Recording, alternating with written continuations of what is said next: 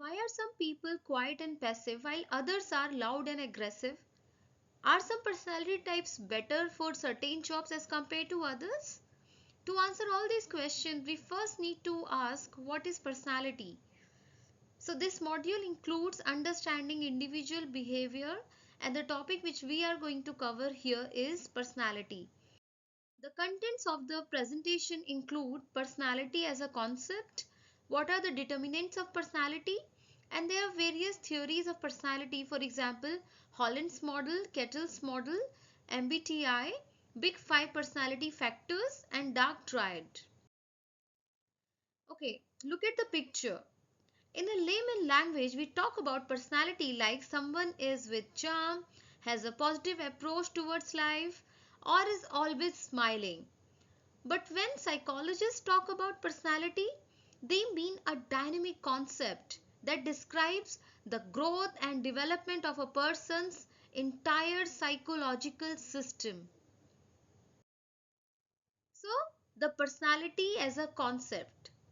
If we talk about the definition of personality, we most frequently use the definition which is being produced by Gordon Allport nearly 19 years ago.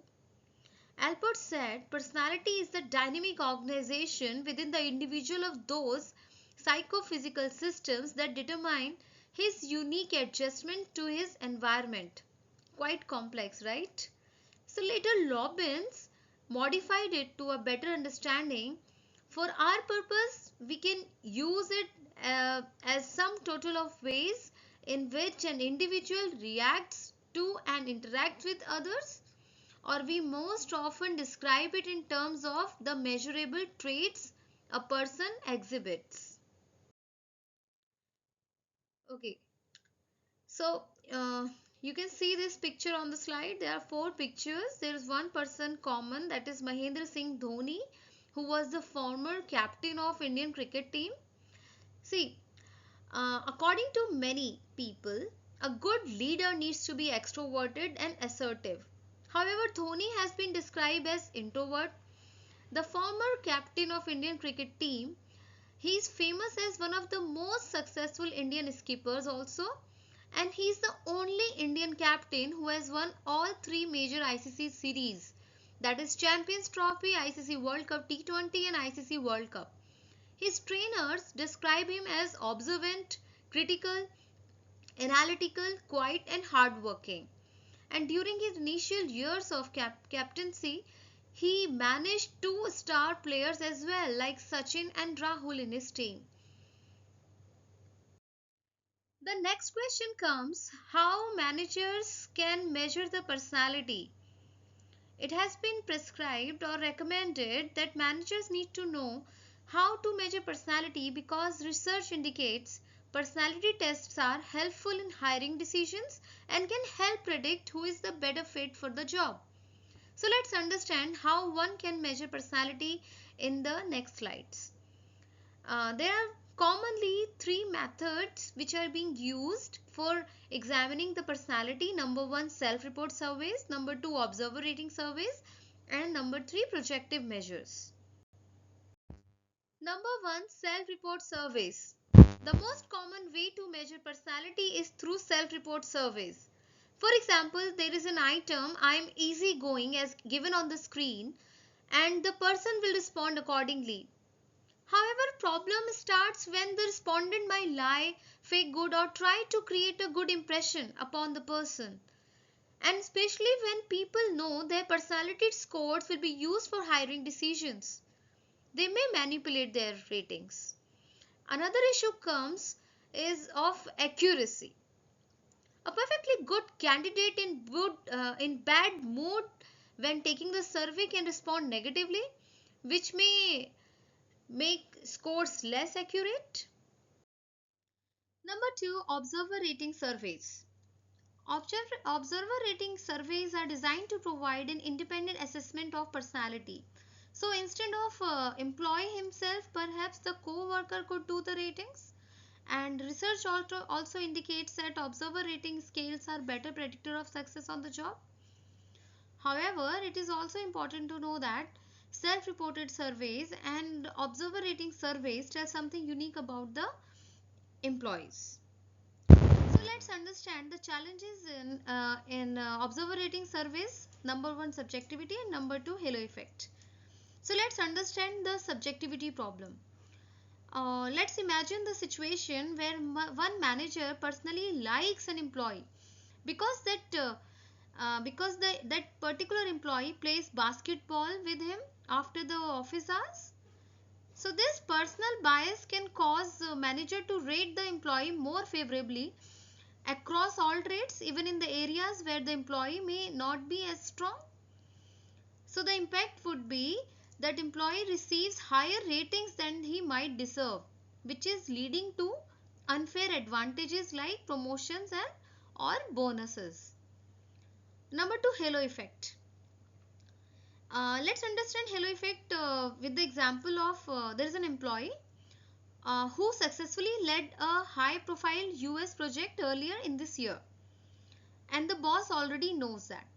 So the boss, who is also the manager, is impressed by this and rates the employee highly in this unrelated areas such as punctuality and teamwork, even though the employee often arrives late at work and prefers work independently. So the impact would be overall evaluation may not be accurately reflect the employee's actual performance across different aspects of their job. Number three, projective measures. It includes Rorschach box test, thematic appreciation test, draw a person test, and house the tree person test.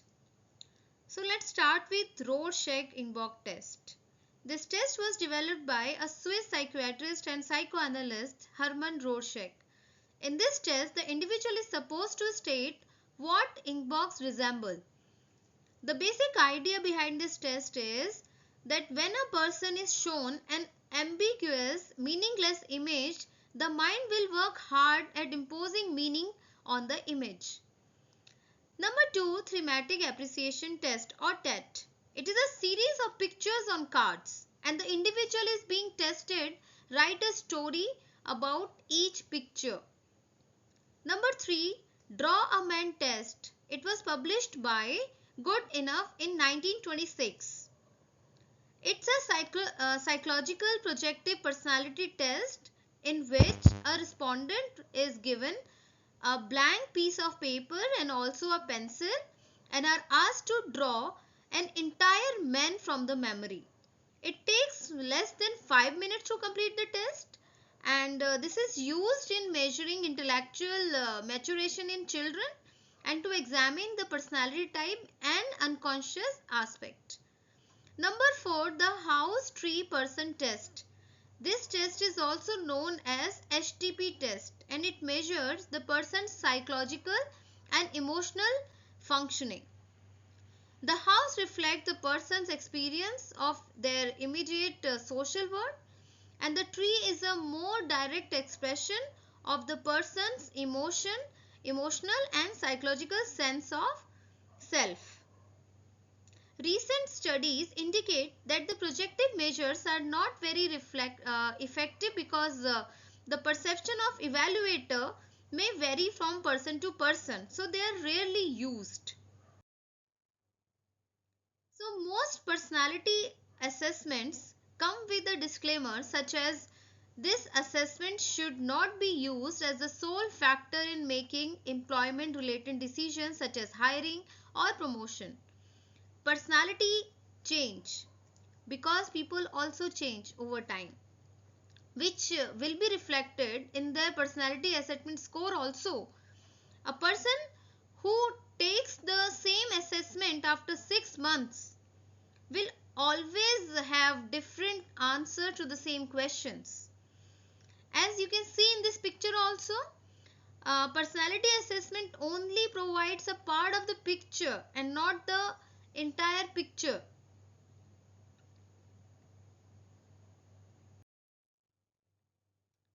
So there is a debate in personality research stating whether an individual personality is a result of heredity or environment. Heredity refers to the factors determined at conception, For example, facial attractiveness, gender, temperament, muscle composition, reflexes, energy level, or biological rhythms. There is an interesting finding that I would like to share with you all. The researchers in many different countries have studied thousands of sets of identical twins who were separated at birth and raised separately. There is one set of twins who were separated for 39 years and raised more than 70 kilometers apart. Still, they were found to use like same kind of car. They were driving the same model car, the color also same. They were chain smokers. They used to smoke the similar brand cigarette and also own the dogs with the same name. So researchers have found that genetics accounts for 50% of the personality similarity between twins and more than 30% of the similarity in the occupational and leisure interests. So, theories of personality. They are the framework that aim to describe, understand and predict individual differences in the behavior, thoughts and as well as emotions. They provide insights into how personalities develop, functions, influence various aspects of life. Here are some key theories, for example MBTI, Holland's, Cattell's 16 PF model, Big 5 personality factors and the dark triad. We are going to study all 5 theories in the upcoming slides. So let's start with John Holland's theory of career choice. It is based on the assumption that people prefer jobs where they can be around people who are like them. The personality job fit theory matches job requirement with personality traits to enhance the job satisfaction and reduce turnover. Holland identified 6 personality types and suggested that job satisfaction and the likelihood of staying in a job will depend on how well an individual personality aligns with the job.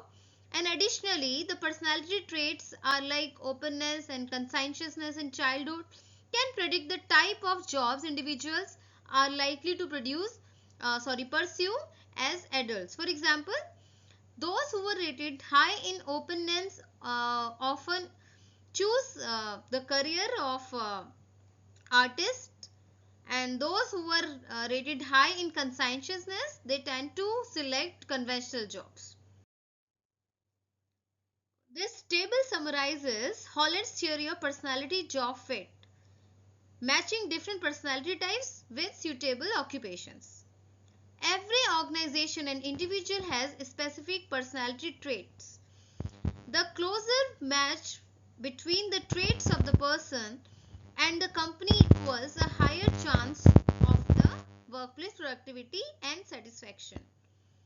Holland's quotes and the abbreviation of RIASEC means RIASEC refer to John Holland's 6 personality types, that is realistic, investigative, artistic, social, enterprising and conventional. Holland developed a vocational preference inventory questionnaire which contained 160 occupational titles. Respondents indicate which they like or dislike and their answers from personality profiles.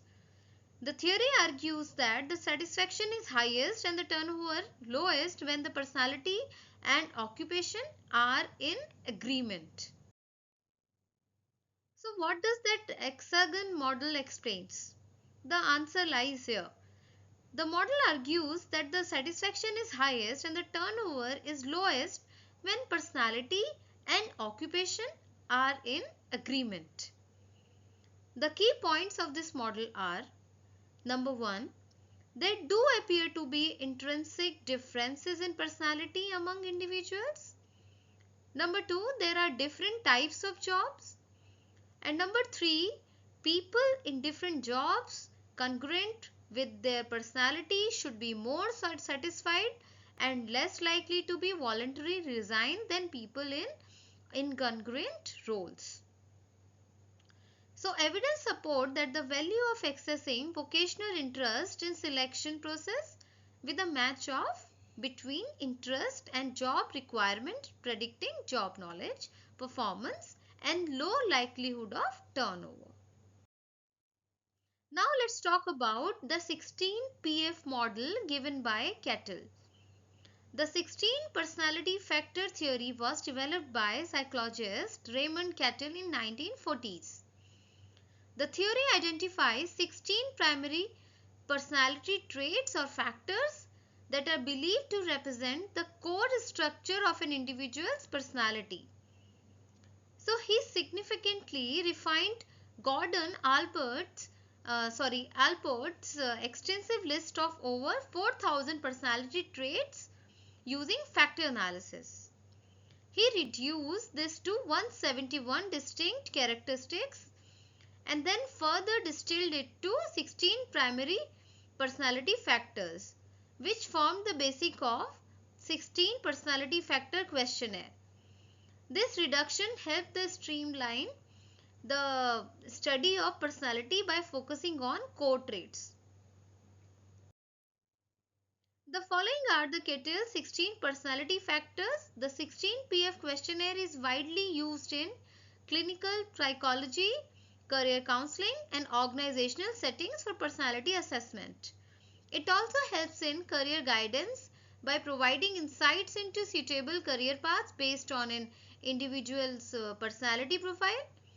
For for personal development, it also highlights the strengths and areas for growth. Globally, the 16 PF is culturally adaptable and has been extensively used in research, contributing to broader understanding of personality.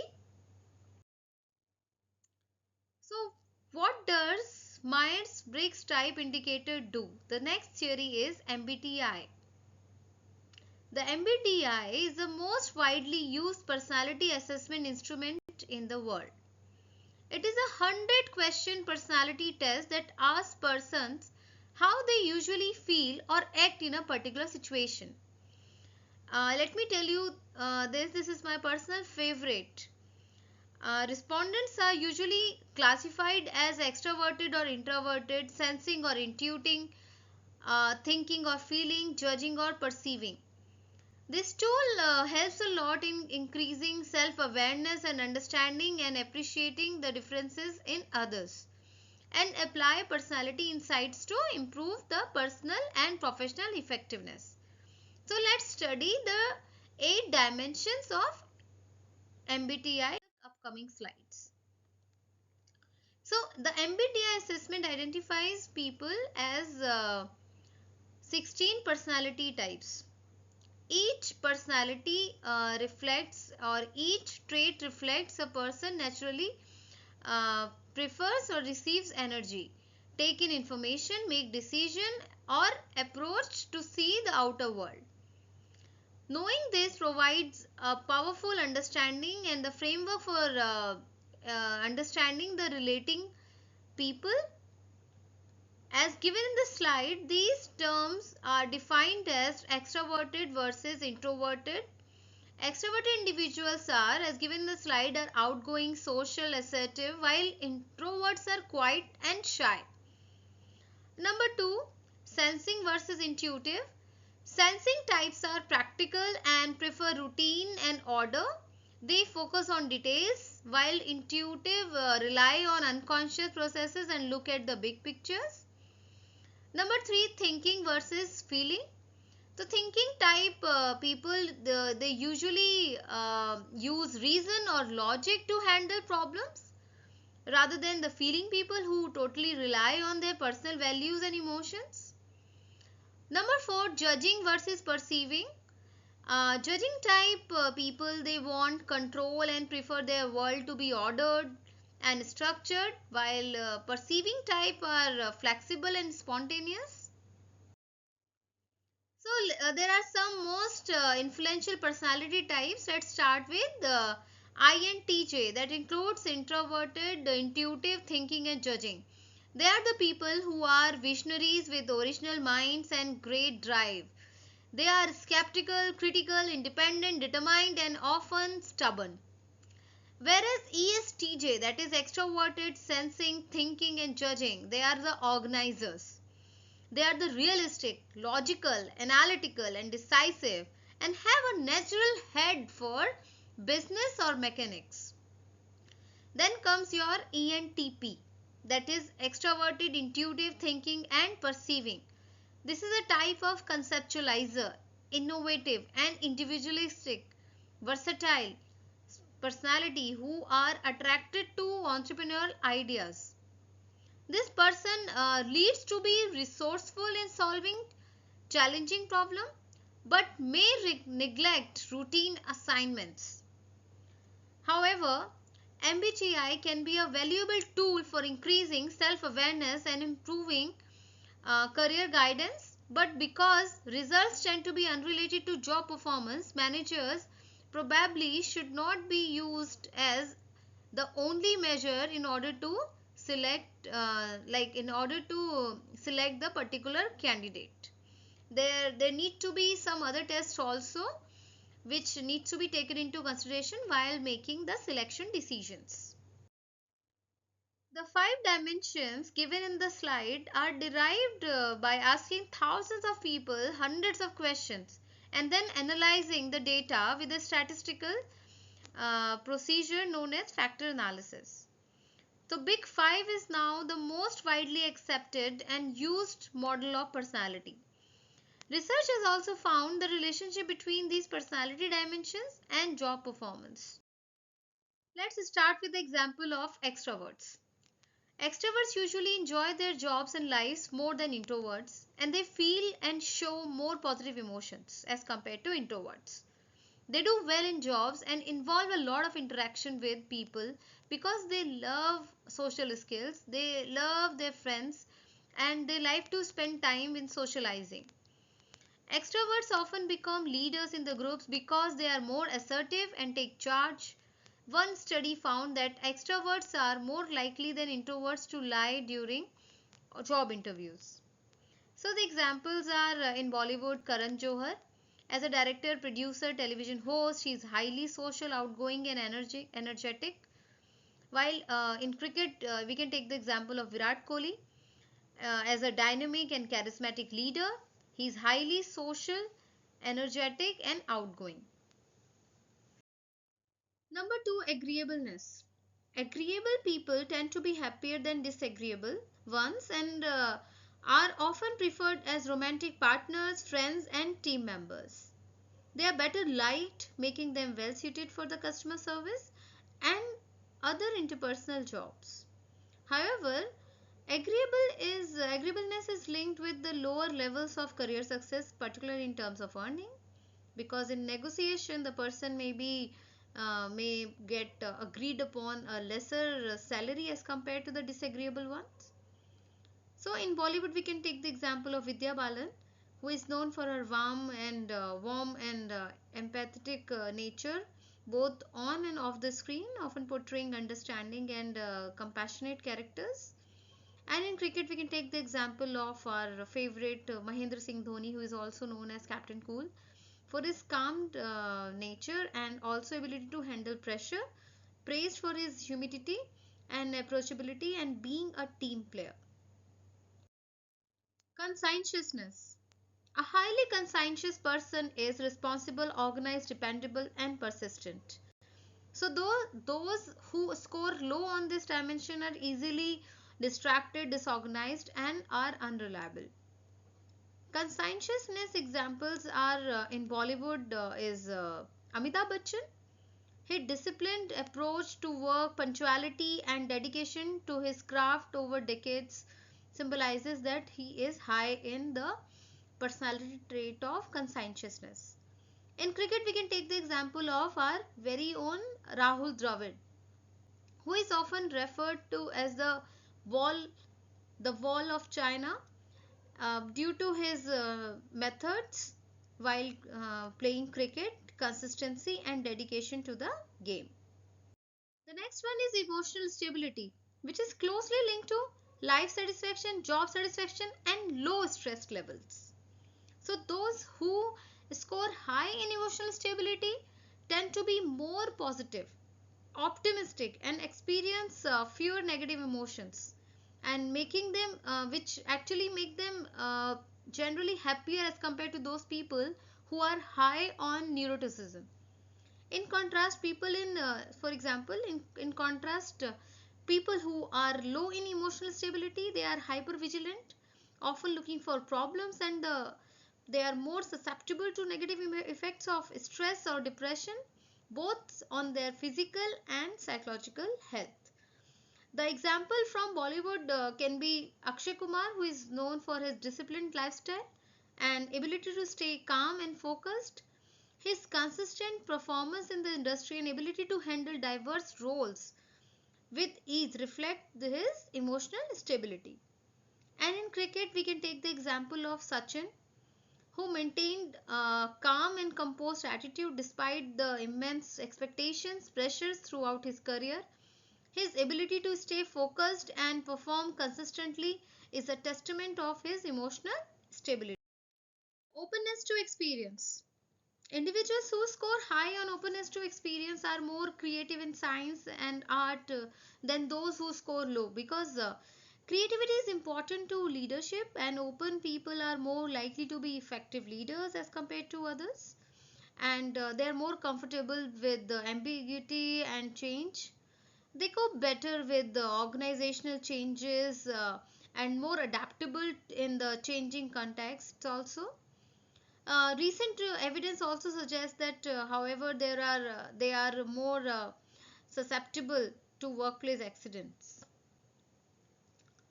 So, the example could be Bollywood actor Ranveer Singh, who is known for his dressing sense and willingness to take the diverse and unconventional roles. Also, in cricket, we can take the example of Virendra Sehwag, who is known for his fearless and unconventional batting style, often taking risks that paid off brilliantly on the field. So let's summarize the all five dimensions of Big Five. Extroverts usually enjoy their jobs and lives more than introverts. They feel and show more of positive emotions. Then agreeable people tend to be slightly happier than disagreeable ones and are often preferred as romantic partners, friends, and team members. Conscientiousness is a critical trait for predicting job performance, academic success, and overall life outcomes due to its association with reliability and goal directed behavior. Where emotional stability is closely linked with life satisfaction, job satisfaction, and low stress levels. So, individuals who score high on openness to experience are more creative in science and art as compared to those who scores low. Let's start the dark triad. It refers to the trio of personality traits that are often associated with manipulative behavior. These traits are Machiavellism, narcissism, and psychopathy. Number 1, Machiavellism. It refers to a manipulative attitude where individuals are focused on their own interests at the expense of others.